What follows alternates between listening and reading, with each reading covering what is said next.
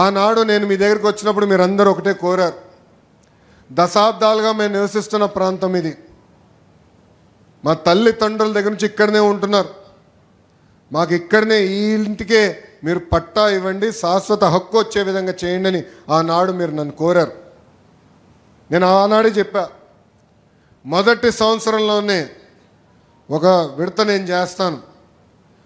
రెండోది ఎండోమెంటు, ఇంకో పక్కన మనకు వచ్చేగల రైల్వే భూములు ఇంకొక సంవత్సరం పడుతుందని ఆనాడే చెప్పా. అటవీ శాఖ భూములు వచ్చే అటవీ, అదేవిధంగా కాల్వ కానివ్వండి, కొండ పూరంబో కానీ అది కొంచెం టైం పడుతుందని ఆనాడే చెప్పా. అంటే ఇచ్చిన హామీ నిలబెట్టుకునేదానికి ఈరోజు మీ లోకేష్ మీ ముందర నిలబడుతున్నారు.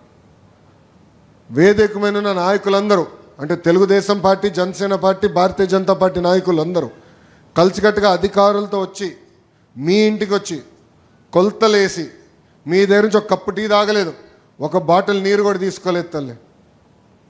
కానీ మీకు హామీ ఇచ్చాం నిలబెట్టుకోవాలి లక్ష్యంతో మీ దగ్గరకు వచ్చి అన్ని కొలతలేసి వివరాలు సేకరించిన తర్వాత, అది నేను మాకు ఒక బోలా శంకర్ ఉన్నాడు, ఆయన పేరు అనగాని సత్యప్రసాద్ గారు, రెవెన్యూ మంత్రివర్యులు.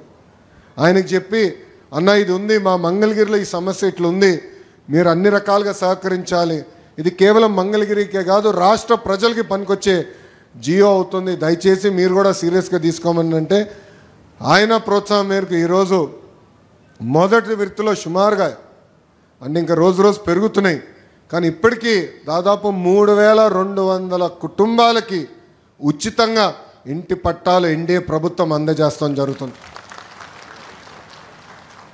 అమ్మా, ఈరోజు ఆ ఆస్తి విలువ 1000 కోట్ల రూపాయలు. నేను ఇచ్చే పట్టా మీరు తీసుకెళ్ళి రిజిస్టర్ చేసుకోవచ్చు, ఇమ్మీడియట్గా రిజిస్టర్ చేసుకోవచ్చు. 2 సంవత్సరాల తర్వాత అమ్ముకునే హక్కు కూడా మీకు వస్తుంది.